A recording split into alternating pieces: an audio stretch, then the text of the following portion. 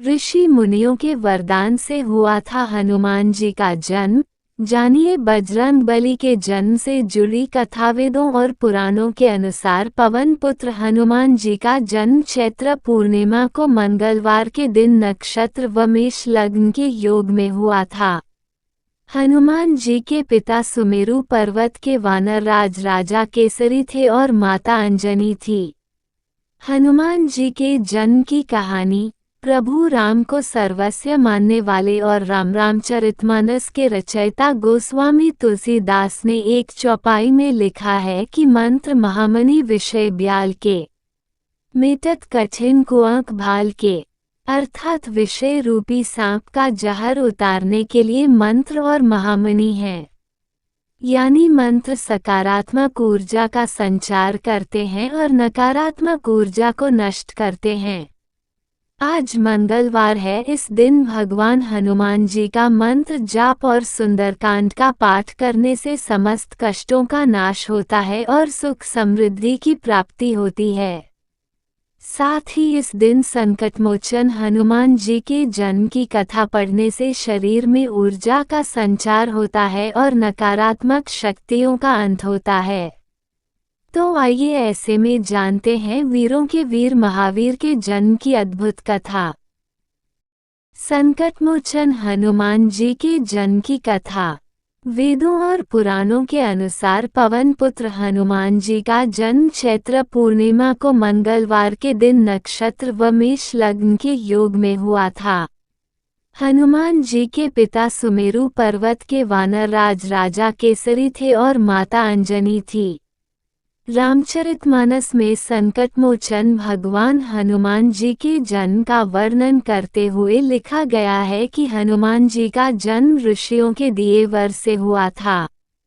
कहा जाता है कि एक बार वानरराज केसरी प्रभास तीर्थ के निकट पहुँचे।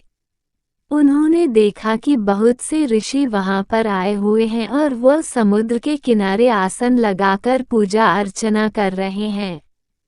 तभी वहां पर एक विशाल हाथी आ गया और उसने ऋषि मुनियों के यज्ञ को भंग करना और उन्हें परेशान करना प्रारंभ कर दिया।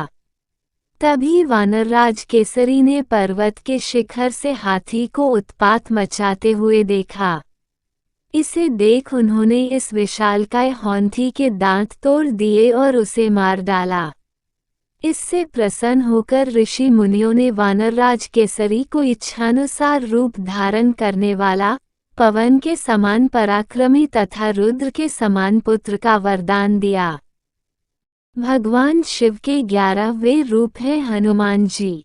एक पौराणिक कथा के अनुसार एक दिन माता अंजनी मानव रूप धारण कर पर्वत के शिखर की तरफ चली जा रही थी। तभी वह डूबते हुए सूरज की लालिमा की खूबसूरती को देख भगवान सूर्य को निहारने लगी। उसी समय अचानक से तेज हवा चलने लगी और उनके वस्त्र उड़ने लगे। वह हवा को तेज चलते देख चारों तरफ निहारने लगी, लेकिन उन्हें कोई नहीं दिखाई दिया और पत्ते भी नहीं हिल रहे थे। इसे देख माता अंजनी को लगा कि कोई मायावी राक्षस अदृश्य होकर यह कृत्य कर रहा है। इस पर उन्हें क्रोध आ गया और वह बोली कि कौन दुष्ट मुझ पतिप्रायण स्त्री का अपमान करने की कोशिश कर रहा है। तभी अचानक से पवन देव हाथ जोड़कर माता अंजनी के समक्ष प्रकट हो गए और बोले, हे देवी, क्रोध ना करें और मुझे क्षमा करें।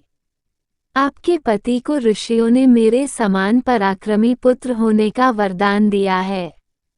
इसी कारण मैं विवश हूँ और इसी विवशता के कारण मैंने आपके शरीर का स्पर्श किया है। मेरे अंश से आपको एक महातेजस्वी बालक प्राप्त होगा। उन्होंने इससे आगे कहा कि हे देवी, भगवान रुद्र मेरे स्पर्श द्वारा आपके पुत्र के रूप में प्रविष्ट हुए हैं। वही आपके पुत्र के रूप में प्रकट होंगे। इस प्रकार वानरराज केसरी के यहाँ भगवान शिव के रूप में स्वयं अवतार लिया है।